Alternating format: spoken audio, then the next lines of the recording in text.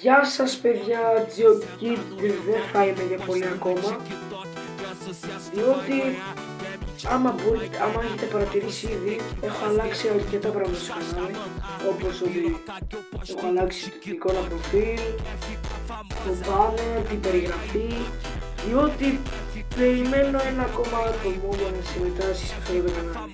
Το φίλο που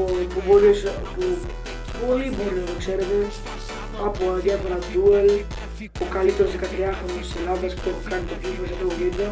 Αυτή ήταν η βάση του. Και πια όπως είπα δεν θα είμαι μόνος μου, γι' αυτό έτσι θα αλλάξω λίγο.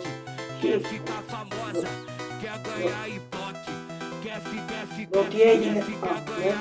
Και όπως είπα θα αλλάξω πολλά πράγματα στο κανάλι και θα προσπαθήσω να κάνω καθημερινά βίντεο με duels, αναβαθμίσεις βάσεις, οι καλύτεροι 13χρονοι και 12χρονοι και ό,τι ηλικία θέλετε της Ελλάδας, trades και πολλά άλλα που θα σας αρέσουν, και γι' αυτό από εσάς θέλω μόνο ένα like και ένα subscribe για να συνεχίσω το έργο μου με τα βίντεο.